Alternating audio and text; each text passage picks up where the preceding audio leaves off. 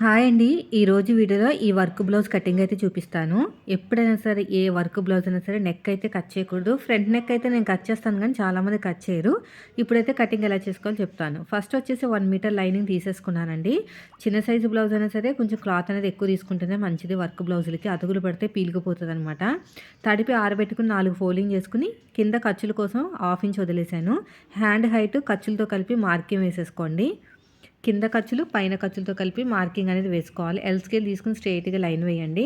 ఇప్పుడు arm loose ప్రకారం చంక డౌన్ అనేది ఉంటుంది. బ్లౌజ్ని ఇలా ఉల్టా తిప్పేసుకుని పైన షోల్డర్ కుట్టు దగ్గరించి సైడ్ జాయింట్ ఫస్ట్ కుట్టు వరకు ఎంత వచ్చిందో ఒకసారి అయితే చెక్ చేసేయండి. పైన షోల్డర్ కుట్టు దగ్గరించి సైడ్ జాయింట్ ఫస్ట్ కుట్టు వరకు చూడండి. పైన షోల్డర్ కుట్టు దగ్గరించి కింద ఖర్చు వరకు నాకు వచ్చేసి 7.5 ఇంచుల వరకు అయితే వచ్చిందండి. 7వ నెంబర్ తోటి ఆర్మ్ లూజ్ వస్తే చంక డౌన్ అనేది మనం 3 ఇంచులు అయితే తీసుకోవాలి. నేను 3 ఇంచులకైతే మార్కింగ్ వేసేసాను. ఇలా స్ట్రైట్గా లైన్ వేసేసేయండి. నెక్స్ట్ స్ట్రైట్గా చూసుకుంటే 1 ఇంచు మైనస్ చేసి తీసుకోవాలన్నమాట. అంటే 7.5కి 1 ఇంచు మైనస్ చేస్తే 6.5. 6.5 అనేది మనం స్ట్రైట్గా ఆర్మ్ లూజ్ మార్కింగ్ వేసుకుని హ్యాండ్ లూజ్ కూడా ఒకసారి చెక్ చేసుకోండి కరెక్ట్గా వచ్చిందో లేదో. ఇప్పుడు స్కేల్ తోటి క్రాస్కి ఇలా లైన్ వేయండి. ఎగస్ట్రా ఖర్చు కోసం ఒక 2 ఇంచులు తీసుకోండి. ఇది కూడా అయిపోయిందండి. ఇప్పుడు ఆర్మ్ లూజ్ 6.5 ఇంచులు వచ్చింది కదా. స్ట్రైట్గా చూస్తే సగానికి ఫోల్డ్ చేసుకుని ఒక మార్కింగ్ వేసేసుకోండి. ఇక్కడ పైనుంచి ఒక లైన్ వేసుకుంటే back part front part curve అనేది తిప్పుకోవాలన్నమాట. ఈ కార్నర్ దగ్గర 7వ నెంబర్ కాబట్టి 1.5 ఇంచులు. షోల్డర్ దగ్గర ఏ సైజ్ వచ్చినా 1 ఇంచే, ఏ నెంబర్ వచ్చినా 1 ఇంచే తీసుకోవాలి. ఇప్పుడు కర్వ్ స్కేల్ తీసుకుని నీట్గా ఇలాగా కర్వ్ అనేది తిప్పేసుకోండి. ఇలాగా మళ్ళీ ఉల్టా తిప్పేసుకుని ఇంకొక మార్కింగ్ వేసేసేయండి. ఈ కర్వ్ తిరిగిన చోట ఒక 1/2 ఇంచు లోతు ఆర్మ్ లూజ్ తగ్గించి మన వైపుకి ఒక 1 ఇంచు మళ్ళీ కర్వ్ స్కేల్ తోటి నీట్గా కర్వ్ అనేది తిప్పేసుకోండి. ఇలా మొత్తం కూడాని ఇది అయిపోయిన తర్వాత ఎలాగైతే మార్కింగ్ వేసుకున్నామో సేమ్ అదే విధంగా కటింగ్ చేసేసుకోండి. మొత్తం కూడా నీట్గా మార్కింగ్ అనేది వేసేసుకోండి. ఈ సైడ్ కూడా ఎక్స్ట్రా ఉన్న క్లాత్ కూడా కట్ చేసేయండి. అయిపోయిందండి. నెక్స్ట్ వచ్చేసి 2 లేయర్స్ని సపరేట్గా తీసేసుకుని లోత్ అనేది కట్ చేసేయండి. ఇలాగా మనం లోత్ అనేది నీట్గా కట్ చేసుకోవాలి. అయిపోయిందండి. దీన్ని తీసేసి ఇంకా పక్కన పెట్టేద్దాము. ఇలా ఒక మార్కింగ్ అయితే వేసేసుకోండి. నెక్స్ట్ వచ్చేసి బ్యాక్ పార్ట్ కటింగ్ అండి. ఫోల్డింగ్ అనేది మన వైపుకు ఉండాలి. కోరాస్ అనేవి ఆపోజిట్లో ఉండాలి. ఇలా కరెక్ట్గా పెట్టేసేసుకుని ఎల్ స్కేల్ సహాయంతో స్ట్రైట్గా లైన్ వేసేసేయండి. ఇలా స్ట్రైట్గా లైన్ వేసేసేయండి. ఎగస్ట్రా ఖర్చు కోసం ఇంకొక 1/2 ఇంచ్ తీసుకోండి ఖర్చులకు అనమాట. వీళ్ళు హైట్ పెంచమన్నారండి, అందుకు నేను ఇంకొక 1/2 ఇంచ్ అయితే పెంచాను. అంతే సరిపోయింది. ఇప్పుడు మనం ఎలాగైతే మార్కింగ్ వేసామో సేమ్ అదే విధంగా కటింగ్ అయితే చేసేసుకోవాలి. ఇప్పుడు చెస్ట్ లూజ్ అండి. బాడీ మీదకి వెళ్ళిన తర్వాత బ్లౌజ్ ఎలా ఉంటుందో అలా పెట్టేసుకోండి. అంటే మనకి ఉక్స్ పెట్టేసుకోవాలి. ఉక్స్ పెట్టుకున్న తర్వాత ఫోల్డింగ్ దగ్గర నుంచి చెక్ చేసుకోవాలన్నమాట. సైడ్ జాయింట్ కుట్టు దగ్గర కాదు. నేనైతే హైట్ మార్కింగ్ వేస్తాను. కింద ఖర్చులకు 1/2 ఇంచు మళ్ళీ హైట్ పెంచమన్నారు కదా, అక్కడ అంతా వదిలేసుకుని పైన మళ్ళీ ఖర్చులు కూడా మార్కింగ్ వేసుకోవాలి. అప్పుడే కుట్టిన తర్వాత మనం అనుకున్న హైట్ అనేది వస్తుంది. ఇప్పుడు మనకి నెక్ డీప్ తెలియాలంటే కింద ఖర్చులు వదిలేసుకుని కొంచెం నెక్ కూడా దింపమన్నారండి, అందుకుని దింపానమాట. నెక్ దింపేసుకుని మార్కింగ్ వేసుకోవాలి. అయితే 2 రకాలుగా చెస్ట్ లూజ్ అనేది తీసుకోవచ్చు. ఫస్ట్ వచ్చేసి మనకు ఉక్స్ పెట్టేసుకొని అడ్డంగా స్కేల్తో చూసుకోవచ్చు, లేదంటే నెక్ కింద నుంచి. ఇది నెక్ పైకి ఉందన్నమాట, డీప్ నెక్ కాదండి. అందుకని మీరు ఏం చేస్తారంటే నెక్ కింద నుంచి చూసుకోండి. చూసుకుంటే మీకు తెలిసిపోతుంది. నాకు వచ్చేసి 8 మీద 3 గీతలు 8.5 వచ్చింది. ఎగస్ట్రా ఖర్చు కోసం ఇంకొక 2 ఇంచులు. ఇక్కడ కూడా అంతేనండి, 8.5 ఎగస్ట్రా ఖర్చు కోసం ఇంకొక 2 ఇంచులు. ప్రతి చోట ఒక 3-4 ప్లేసెస్ ఇలా మార్కింగ్ వేసుకుంటే మనకి బాక్స్ అనేది బాగా రెడీ అయిపోతుంది. ఈ బాక్స్లోనే మన నెక్ విడ్త్ ఫుల్ షోల్డర్ అన్నీ పెట్టుకోవాలన్నమాట. చెప్తాను నేను ఎలా పెట్టుకోవాలి ఏంటనేది. నెక్ విడ్త్ వచ్చేసి నేనైతే 2 మీద 2 గీతలు తీసుకున్నాను. కింద 3 ఇంచులు తీసుకున్నాను. స్కేల్ తోటి స్ట్రైట్గా ఇలా లైన్ వేసేసేయండి. కర్వ్ స్కేల్ తోటి నీట్గా కర్వ్ అనేది తిప్పేసుకోండి. ఇప్పుడు ఏం చేయాలంటే చిన్న సైజ్ షోల్డర్ నెక్ దగ్గర 1/2 ఇంచు ఖర్చు పెట్టుకున్నాం కదా, అక్కడ నుంచి చిన్న సైజ్ షోల్డర్ మార్కింగ్ వేసుకుని ఖర్చు కోసం ఒక 1/2 ఇంచు. టోటల్గా నాకు ఎంత వచ్చిందంటే 5 మీద 2 గీతలు వచ్చింది. చంక డౌన్ వచ్చేసి 5.5 తీసుకున్నాను. చూడాలి మ్యాచ్ అవ్వాలి కదా. చెస్ట్ లూజ్ అనేది. కర్వ్ స్కేల్తో నీట్గా ఇలా కర్వ్ అనేది తిప్పేసేయండి. షోల్డర్ దగ్గర ఎంతైతే ఖర్చు కావాలో అంత ఖర్చు వదిలేయండి. ఆ లైన్ పక్క నుంచి కొలుచుకుంటూ వెళ్ళాలి. ఇలా కర్వ్ తిప్పేసేయండి. చెస్ట్ ఎంత వచ్చింది? 8.5 కదా. ఇలాగ చెక్ చేసుకుంటే 7.5 రావాలన్నమాట. అంటే నెక్కి కావాల్సినంత ఖర్చు వదిలేసుకుని ఆ కర్వ్ లైన్ పక్క నుంచి కొలుచుకోవాలి. ఇప్పుడు నడుము లూజ్ కూడా నాకు 8.5 వచ్చిందండి. డాట్తో కలిపి సగానికి ఫోల్డ్ చేసుకుని ఒక మార్కింగ్ వేసుకుని అటు ఒక 1/2 ఇంచు ఇటు ఒక 1/2 ఇంచు. హైట్ వచ్చేసి 3.5 ఇంచులు. నెక్ కట్ చేయకూడదు. నేను అలవాట్లో పొరపాటుగా కట్ చేస్తానని చెప్పేసి అక్కడ క్రాస్గా మార్కింగ్ వేసుకుంటానండి. దీనివల్ల ఏంటంటే మనకి తెలుస్తుంది అనమాట అక్కడ మనకి నెక్ కట్ చేయకూడదని. ఇప్పుడు చూడండి మనకి నెక్ డీప్ అవన్నీ కూడా కరెక్ట్గా ఉన్నాయో లేదో చెక్ చేసుకోవాలి మనం. ఇది ఆల్రెడీ రెడీమేడ్లో వచ్చిన బ్లౌజ్ అనమాట. వాళ్ళ కొలతలతో వేయించలేదు. సో నాకు కొంచెం ఇబ్బంది పడ్డాను నేను. ఎందుకంటే కరెక్ట్గా నెక్ అవన్నీ ఉండవు కదండి. సూదులు 2 ఇరిగిపోయినాయి. చూడండి ఇక్కడ దాకా అయితే వచ్చింది. ఇప్పుడు ఎలాగైతే మార్కింగ్ వేసుకున్నామో సేమ్ అదే విధంగా కటింగ్ చేసుకోండి. ఇలా మొత్తం కూడా ఇలా నీట్గా ఇలా కట్ చేసుకోండి. ఇదే మార్కింగ్ అడుగు భాగంలో కూడా వేసుకోండి. అయిపోయిందండి. ఇప్పుడు నెక్స్ట్ వచ్చేసి ఫ్రంట్ పార్ట్ వచ్చేసి క్రాస్ కటింగ్ అండి. క్రాస్ కటింగ్ కోసం మనం ఏం చేయాలంటే ఫోల్డింగ్ అనేది ఆపోజిట్లో పెట్టాలి. ఫ్రంట్ హుక్స్ కదా, అందుకని క్రాస్ కటింగ్ కాబట్టి ఇలా క్రాస్గా వేసుకుని నెక్ దగ్గర గట్టిగా ప్రెస్ చేయండి ఏదైనా వీలర్ సహాయంతో. లేదంటే మనకి మార్కింగ్ అనేది రాదనమాట. సైడ్ జాయింట్ వైపుకు కనీసం 1.5 ఇంచ్ అయినా మార్కింగ్ వేసుకోవాలి. హైట్ దగ్గర ప్రతి చోట కూడా మార్కింగ్ అనేది వేసేసుకోండి ఇలాగా. ఇలా నీట్గా ఇక్కడ కూడా అంతే. అయిపోయిందండి. ఇప్పుడు ఫ్రంట్ పార్ట్ నెక్ మనం ఎలా మార్కింగ్ వేసుకోవాలో చెప్తాను. ఎక్కువ తక్కువ అవ్వకుండా అడ్జస్ట్మెంట్ చేసుకుంటూ కుట్టుకుంటామేనండి. నేను కట్ చేస్తాను ఫ్రంట్ నెక్. చాలామంది కట్ చేయరు. నేను చేసేస్తేనే నాకు కొంచెం ఈజీగా అనిపిస్తుంది అనమాట. మీకు ఎలా ఈజీగా ఉంటే అలాగా కుట్టండి. ఫస్ట్ వచ్చేసి ఫ్రంట్ పార్ట్ లోతు కూడా తీసుకోండి. ఇలాగా ఇలా మొత్తం కూడా ఈ ఫ్రంట్ దగ్గర పైన షోల్డర్ దగ్గర ఎంతైతే ఖర్చు కావాలో అంత ఖర్చు వదిలేయండి.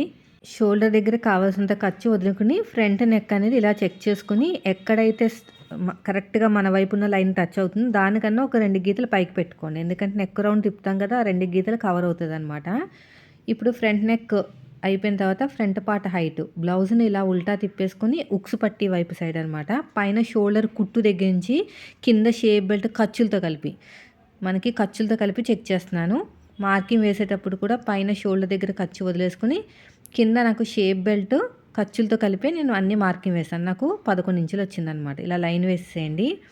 సైడ్ జాయింట్ వైపుకి అయితే బ్యాక్ పార్ట్కి ఫ్రంట్ పార్ట్కి ఒక 2.5 ఇంచులు ఉండాలి. ఎందుకంటే వీళ్ళకి బ్యాక్ పార్ట్ కన్నా ఫ్రంట్ పార్ట్ తక్కువ ఉంది. నెక్ దగ్గర నుంచి పట్టుకుని ఉక్స్ పట్టి కాజా పట్టి హైట్ కింద నుంచి రెండో ఉక్స్కి మార్కింగ్ వేయండి.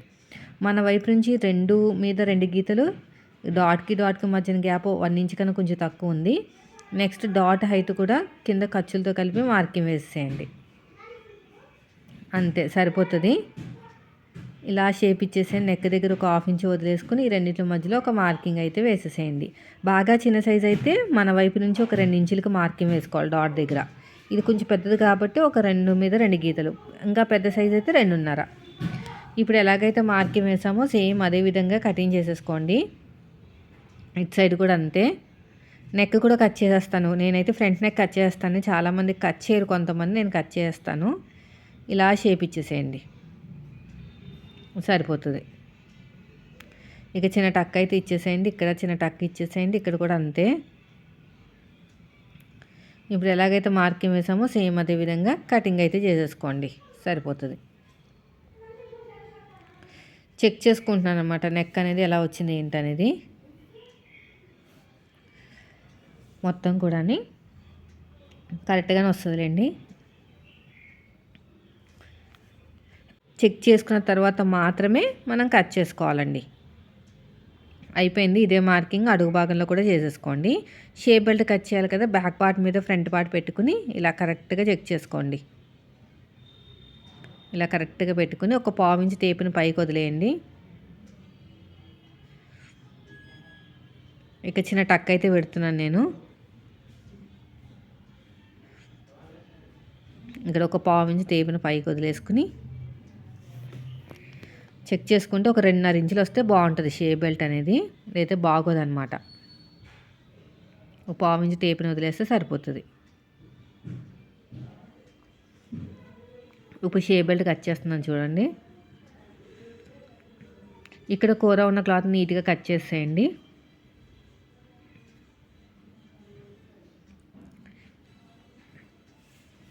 ఇక్కడ మొత్తం కూడా ఇలా నీట్గా ఇలా కట్ చేసేయండి. పొడుగు వచ్చేసి ఒక 10.5 ఇంచులు సరిపోతుందండి, అంతకంటే ఎక్కువ అవసరం లేదు. ఇది ఎక్కువ కట్ చేసామంటే మళ్ళీ ఒరిజినల్ క్లాత్ కూడా ఎక్కువ కట్ చేయాలి కదా, అందుకు నేను ఎంత కావాలో అంతే కట్ చేస్తాను. చిన్న సైజ్ అయితే 10 ఇంచులు, మీడియం సైజ్ అయితే 10.5, పెద్ద సైజ్ అయితే 11 ఇంచులు ఇలా కట్ చేసాను మొత్తం. పొడుగు వచ్చేసి 10.5 ఇంచులండి.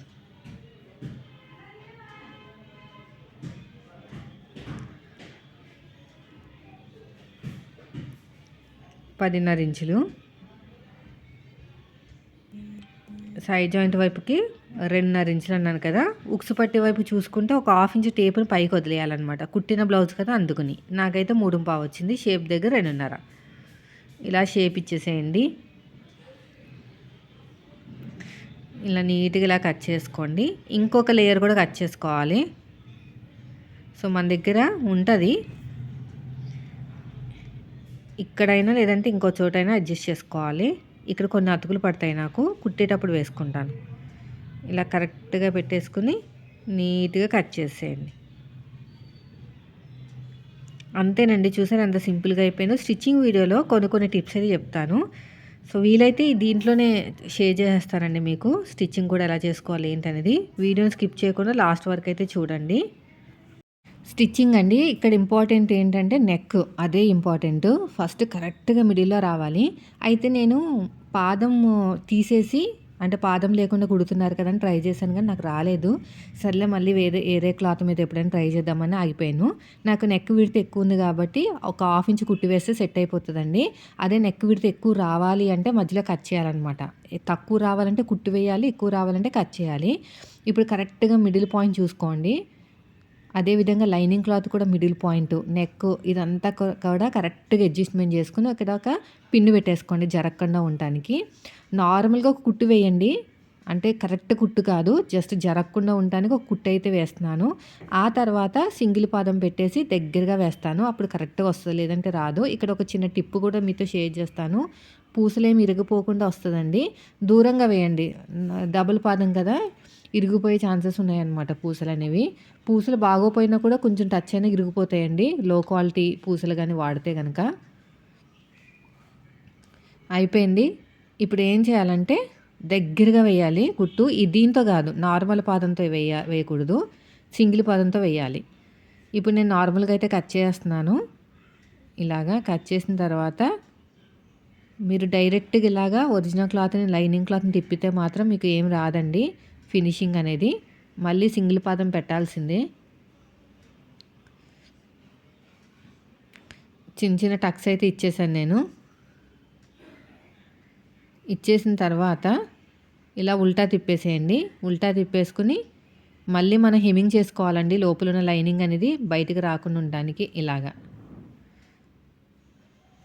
ఇలా కరెక్ట్గా పెట్టేసుకుని మీరు హెమ్మింగ్ చేసుకోవాలన్నమాట. ఇక్కడ షేప్స్ మిస్ అయినాయి కదా, ఎందుకంటే నేను ఇంకా సింగిల్ పాదం వాడలేదు కదా, అందుకుని సింగిల్ పాదంతో ఎలా వేసుకోవాలో కూడా నేను షార్ట్ వీడియోలో షేర్ చేస్తాను. ఏం లేదు, దగ్గరగా కుట్టుకుంటే సరిపోతుంది అంతే. ఆ షేప్ ఎలా ఉందో అలాగా. ఇదిగోండి, చూసారు ఎంత బాగా వచ్చేసిందో. కొంచెం మనకు ఆ షేప్ దగ్గర సింగిల్ పాదం పెట్టేసి కుట్టుకుంటే, మీరు హెమ్మింగ్ చేసేటప్పుడు ఇలా లోపలికి లైనింగ్ క్లాత్ని లోపలికి జరుపుకుంటే హెమ్మింగ్ చేసుకుంటే ఆ కట్ షేప్ అనేది హైలైట్ అవుతుంది అనమాట. అంటే సింగిల్ పాదంతో కుట్టిన తర్వాత ఆ కట్ షేప్ అనేది బాగా హైలైట్ అవుతుందండి. మిగతా బ్లౌజ్ అంతా నార్మల్గా కుట్టేసుకుంటామే. వీడియో నచ్చితే లైక్ చేయండి.